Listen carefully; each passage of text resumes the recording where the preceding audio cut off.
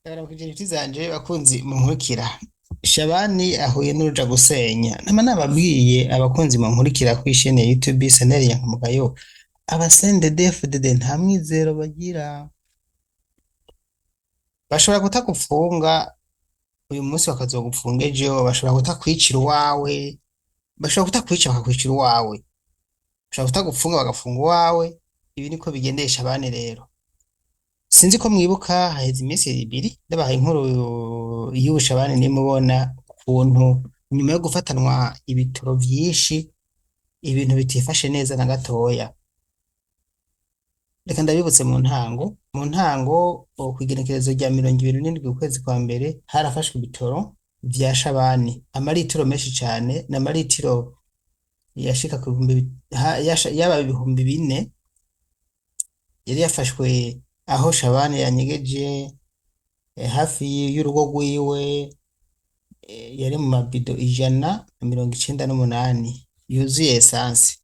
Inyuma yaho induru ziba induru, komiseri iti sinshobora kuvyemera ko uguma ucuruza ibitoro ngaha mu karere kanje. Shabani iti wewe ngaha urahaza witonze. Yarangiye uwitwa Sayidi yari asanzwe acunga bino bitoro vya Shabani afashwe arafungwa. Muti vyagenze gute?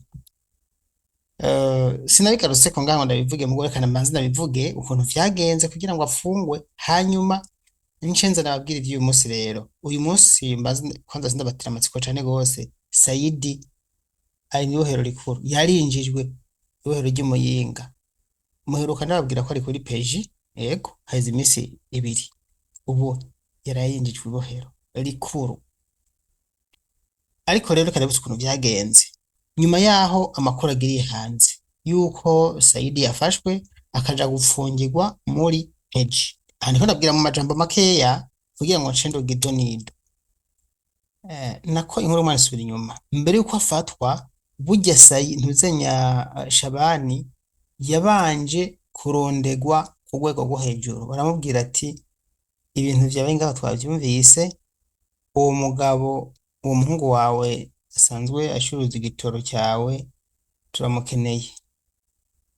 Inkuru mwana subira inyuma kandi burya Shabani kubera kwemera kwiwe igihe komiseri Placide afashe irya gitoro, Shabani yaciye abwira urya muhungu aca kumwegeza bakubone ntibagufate.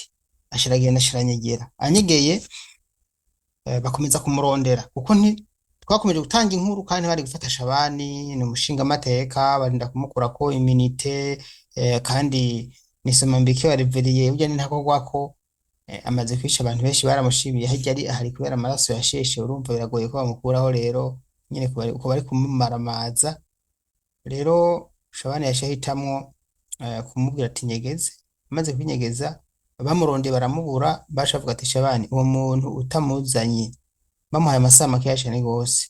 Iperereza ry'Ingozi iti baduhaye amakuru ko wewe wari wanyegeje Sayidi, utatubwiye Sayidi ahari canke umubwiranye guruke wewe uramusubira mu kibanza. Burya ntuze Shabani yaciye ahitamwo kubwira Sayidi guca we nyene agenda akura Sayidi aho yari yamunyegeje kugira ngo ntava nakati korosi ngo amucike.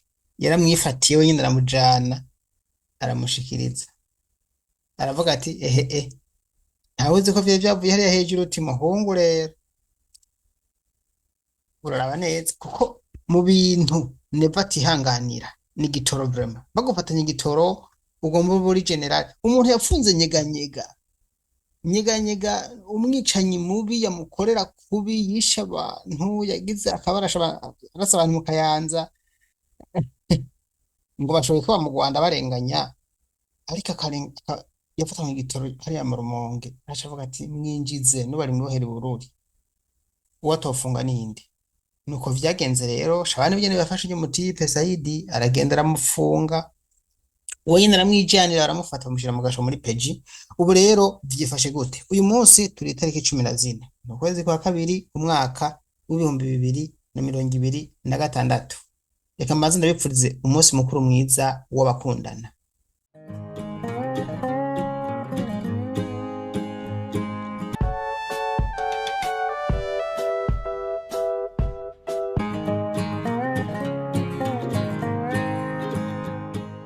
Ndagarutse n'ubundi ati happy Valentine's Day, umunsi mukuru mwiza w'abakundana ku Barundi, Abanyarwanda, Abakongomani, Baganda, abantu mwese mwumva ururimi nshobora kuvuga, yewe numvise akajambo gusa ati happy Valentine's Day, ndabaramukije mumeze neza. Kuri uyu munsi ndabazaniye inkuru idasanzwe. Umukuru w'ibiswi vy'inkona muri Buhumuza, ni ukuvuga umukozi wa Shabani, umushingamateka akaba n'umukuru w'imbonerakure muri Buhumuza, uwitwa Barutwanayo, ubu tuvugana ari mu ibohero rikuru rya Muyinga. Ikintu ciza cane, ariko biracarimo igifungo. Bimeze gute rero? Nkuko nabivuze mu ntango, reka twibukanye igenekerezo ku munsi wa mbere niho uyu Barutwanayo yashikanywe mu gasho. Ibi narabivuze, narakoze ikiganiro. Yagiye gufungirwa kuri peji komisariya y'Imuyinga inyuma y'igihe atari gitoya kirenga indwi, hafi zibiri. Umushingamateka akaba n'umukuru w'imbonerakure mukuru wiwe Shabani yari amaze amunyegeje. Yamunyegeje nyuma y'igitoro cari cafashwe gifatirwa mu nzu ya Shabani, inzu yahora ikorerwamwo imyimenyerezo n'imbonerakure z'umugambwe CNDD-FDD, atari ya CNDD mugabo ya Shabani, ariko yakorerwamwo ibikorwa vy'umugambwe. Hanyuma hafatirwa igitoro, ni naho uyu Barutwanayo Saidi yari asanzwe aba. Barutwanayo Saidi ni mwishwa wa Shabani nimubona, uyu mubona bari kumwe. Inyuma yaho rero murumva ko yari somambike wiwe, yari adasohoka, yari hafi wiwe. Nyuma yaho ibitoro bimaze gufatwa baciye babitwara, hanyuma Barutwanayo acaranyikanyitse, Shabani aramunyegeza, mugabo mu nyuma yaramunyeguruye aramutanga. Ibi mwavyumvise. Amabido yafashwe yashika 198 yarimwo amaritiro yabaye 4000 vya essence. Hanyuma nyuma yo kufatwa yafashwe na komiseri Placide, komiseri kominale wo ngaha Imuyinga, Lieutenant Colonel Placide. Hanyuma amaze kuzifata zino bido yaciye atera azitwara, kuko bari baje bazanye n'imodoka hari igipolisi. Imodoka hari igipolisi narayiberetse, sinzi ko ndenda kubigarukana, ariko mwarayibonye, sinenda kubigarukana ngaha. Reka twihute, singomba kumara umwanya munini ndiko ndabasangiza inkuru. Nariko ndavuga rero ati komiseri mu kuja gufata kino gitoro kwa Shabani yagiye yitwariye imodokari iri mu bwoko bwa niyi imodoka yagiye yajanye gufata kino gitoro niyimubona, imodoka ari igipolisi muri mu buryo bwa kamyoneti. Iyi niyo yagiye atwaye gupakira igitoro cyafatiwe kwa Shabani nimubona. Nikimubona cyari gipakiye mu mabido. Shabani nimubona nimubona, agafoto n'agafoto kafashwe ku munsi wa mbere yinjiye mu nama nshingamateka, yicaye, murabona ko yaraba nk'inka y'imbitso. Impande yiwe itonga ry'amabido nawe ubwiwe ari ngaho. Reka twihute rero, si binagombye ko tugaruka ko, ariko nashatse gusa ngo murazi ko je nkunda kubaha amakuru nkabana n'ibimenyetso, kumbure mwashatse ko nyene ncangira ko ndabereka n'ibimenyetso. Ivyo niko ndababwira. Ku busanzwe abantu bafatwa igitoro bama baca bacibwa urubanza rw'ikibiriraho, mugabo kubera Shabani yari uwabo kandi bamuzi, ntibashoboye kumucira urubanza rw'ikibiriraho. Mvuze Shabani mvuze igitoro kiwe n'abagicuruza, kuko baje bafashwe sibo birazwi. Hafashwe kutsi biwe, si Shabani yafashwe. Nuko rero bobo ntibacira urubanza rw'ikibiriraho, bahisemo kuja kumufunga. Iruhande y'uyu rero hariho abandi bantu bafashwe mu nyuma, n'abantu baje bazanye igitoro ku mabido bagikuye muri Tanzania. Aba nabo bapfunganywe n'uyu mukozi wa Shabani nimubona. Ntawuzi ko bifitanye isano, mugabo n'abandi bafashwe nabo nyene bakuye igitoro muri Tanzania bakizanye ku mabido. Ntawuzi ko bari bakizaniye Shabani, ariko reka tubandanye turabibona hano imbere. abana bariya rero baribaza nimba Shabani nimubona kuko azohava afatwa agahanwa ubutungane bukamuhagarika bukamubaza kino gitoro amaritiro nk'aya amabido nk'aya urucuruza rw'amagendo yagiyemo rubujijwe nimba igihanganya nka Shabani nimbona kizava kigafatwa kikaryozwa ibi bintu abantu atari bake bavuga bati ibyo ntibibaho ni mupfa kwiyumvira gusa ariko ni nko kurota ku murango kubera yuko yaba afatwa Shabani aba yarafashwe kera ati Shabani rero burya ntavugwa mu izina burya ntashobora gufatwa aya n'amakuru kandi yemezwa n'abantu begereye Shabani cyane hari indirimbo bavuga uburyo abagabo niyo mwungere Gerard yitabye Imana muri Zambia mu gihe cya Covid Imana muri ruko ridahera yararirimba indirimbo nziza cyane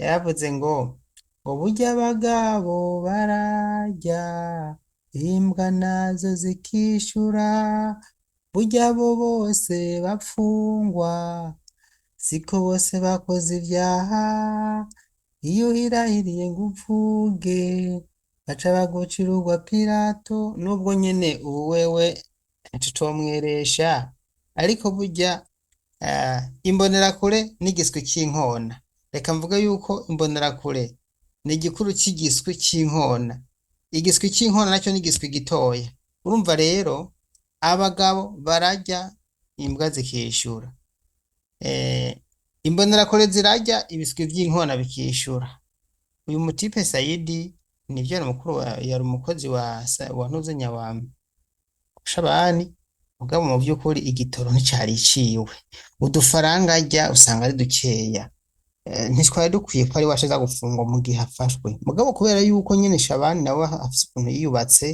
wewe ntashobora gufungwa hovyo wewe baragufata bakagufunga akazogufungura aha rero ndabaciriye mu gatoya muri kintu nibandanirize nshaka no kwerekeza ku musozo ndangize kano gakuru kagufi nabateguriye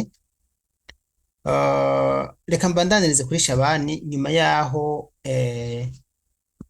kuri baratwa nayo nyuma yaho igitoro kimaze gufatwa Shabani nimubona yaragerageje gutera ubwoba komiseri y'Umuyinga Placide Irakoze uyu mukomiseri niwe atwara igipolisi muri komine Muyinga amubwira ko ategerezwa kumugarukanira igitoro ciwe muhira aho yagikuye ati nyakubahwa komiseri hamwe utozana kino gitoro jewe tuzohigura tuzoraba ndugwe twamugina tuzoraba umugabo n'imbwa yuga twamugina ibi yari mubwiye vraiment nuko komiseri ati wese wampaye wese ndagutinya kandi igitoro yase ugisubizayo aragitwara cyose maze gutwara igitoro yamubwiye ati ariko hejuru nabivuze kandi nagitanze urafise uburenganzira bwo kugenda ugasaba igitoro cyawe bakagigusubiza nimba vyemewe tariko umugabo jewe namaze kugitanga hejuru kwambwiye Shabani ati tuzora umugabo n'imbwa komiseri tugende kizongera bukaye bwa komiseri yasimbiye Bujumbura turamuburi Muyinga cyo twibaza ngo yahunze Shabani canke yashatse ngo hacima akayaga ariko yaragiye kwiruhukira izi minsi byaciye asubira Muyinga nubu ari mu kazi ibigaragara nko uwo komiseri ntatinya Shabani ntatinya na gatoya Shabani nimubona imuyinga yari yarafashe abategetsi bose guhera kuri Buramatari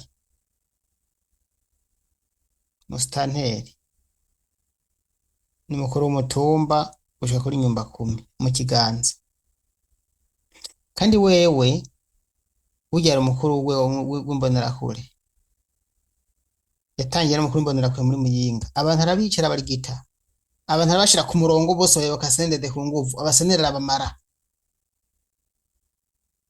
mu nyuma baravuga ati sha urazi kwicana vraiment tukongere aho habaye indinganizo nshasha yo gufatanya amakomine ni guteranya intara zitatu bazigira buhumuza baca mukubitamwo wowe ni uzocutwara imbonerakure mu zintara zose bashamongera nini promotion bashamushaka ku rutonde ko bashinga amateka baca baramunoma bari mu kigobe n'umushinga amateka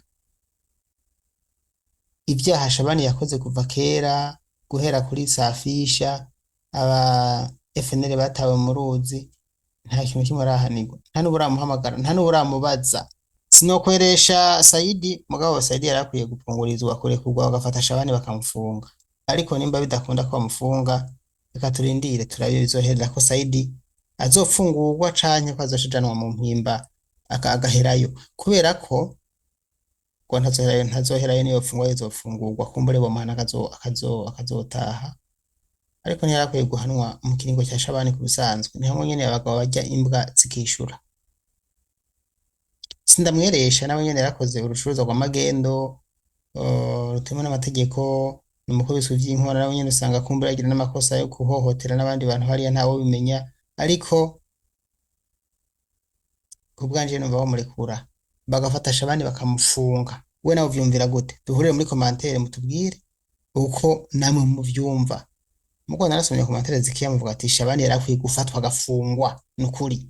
Ndabiko rero singomba kuvuga vyinshi, murabibona ngaba Saidi n'uyu, Shabani n'uyu, uyu ni umukuru w'imbonerakure muri Buhumuza, umukuru w'isuku vy'inkona muri Buhumuza, bose bahuriye ku rucuruza rw'igitoro, warafunzwe mu kiringo c'uyu.